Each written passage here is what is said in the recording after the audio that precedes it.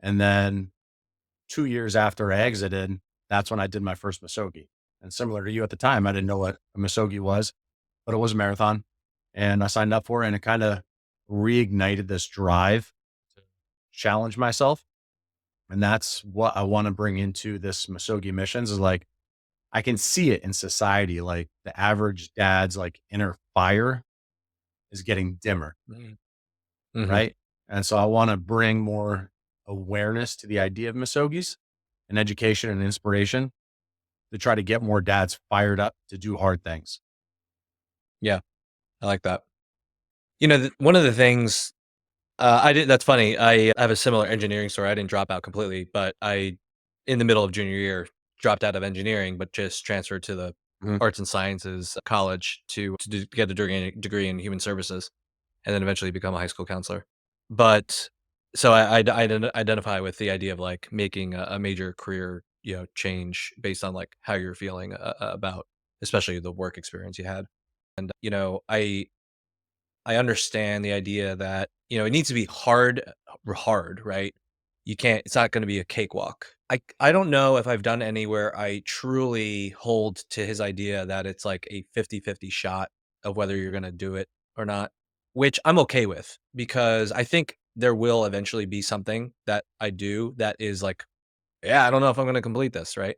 Not that I was completely confident going into a 50 miler, but I had done a 50K, um, which, is over a little over 30 miles. And I felt amazing. I felt like I could go another, what would end up being 20 miles. So I signed up for a 50 miler. And one of the things that I think Misogis can bring is structure and motivation to do the training that might be needed for a Mhm. Misogi, like a run, like a long run, right? So if someone's Misogi for them is a 10 miler in Philly, there's a very famous Broad Street 10 miler. That's the longest anyone that particular person would have ever run. They're going to train for it, right? Could be a marathon, could be a 50 miler, could be a 100 miler, right?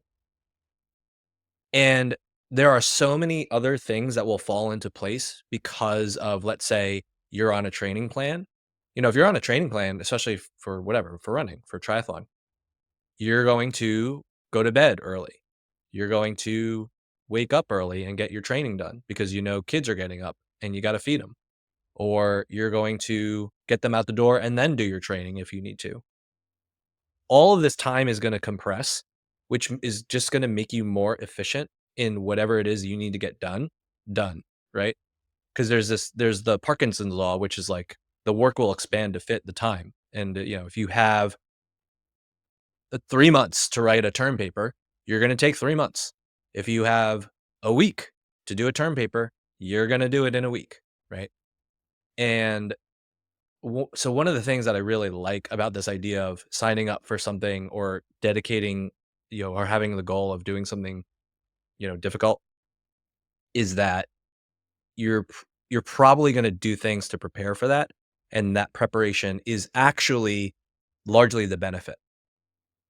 Because whether or not I completed the 50 miler or for you, I know you've done one and or the marathon or whatever it is, right?